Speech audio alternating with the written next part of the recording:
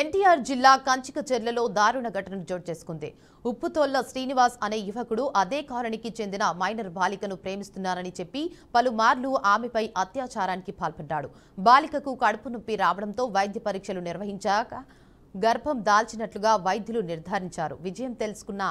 విషయం తెలుసుకున్న తల్లిదండ్రులు పోలీస్ స్టేషన్లో ఫిర్యాదు చేశారు. ఇక యువకుడిపై ఫోక్సో చట్టం కింద కేసు నమోదు చేసిన పోలీసులు దర్యాప్తు ప్రారంభించారు.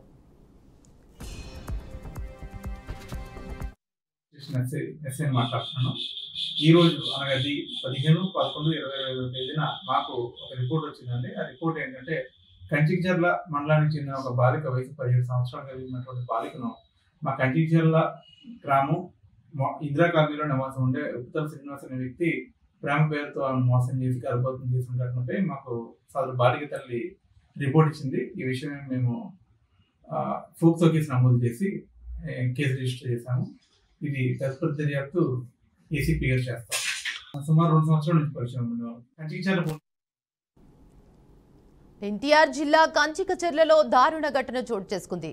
ఉప్పుతోళ్ల శ్రీనివాస్ అనే యువకుడు అదే కాలనీకి చెందిన మైనర్ బాలికను ప్రేమిస్తున్నానని చెప్పి పలుమార్లు ఆమెపై అత్యాచారానికి పాల్పడ్డాడు. బాలికకు కడుపు నొప్పి రావడంతో వైద్య పరీక్షలు నిర్వహించగా గర్భం దాల్చినట్లుగా వైద్యులు నిర్ధారించారు. విషయం తెలుసుకున్న తల్లిదండ్రులు పోలీస్ స్టేషన్లో ఫిర్యాదు చేశారు. ఇక యువకుడిపై పోక్సో చట్టం కింద కేసు నమోదు చేసిన పోలీసులు దర్యాప్తు ప్రారంభించారు. ఇక ఇదే అంశంపై మరింత సమాచారాన్ని మా ప్రతినిధి సుబ్బు అందిస్తారు. చెప్పండి సుబ్బు, అప్డేట్స్ ఏంటి? ఈ ఎన్టీఆర్ జిల్లా కంచికచెర్ల మండలంలో ఒక యువకుడు 19 ఏళ్ల యువకుడు ఉప్పుతోళ్ల శ్రీనివాస్ అనే యువకుడు అదే ఇందిరా కాలనీకి చెందిన ఒక 15 సంవత్సరాల మైనర్ బాలికతో ప్రేమ వ్యవహారం నడిపాడు. అయితే ఈ ప్రేమ పలుసార్లు అత్యాచారం ఆ బాలికతో శారీరకంగా కలవడంతో బాలిక 2 రోజుల క్రితం కడుపులో నొప్పి రావడం, బాలిక కడుపులో నొప్పి రావడంతో హాస్పిటల్ తీసుకెళ్లారు తల్లిదండ్రులు. అక్కడ బాలిక గర్భవతిగా వైద్యులు నిర్ధారించారు.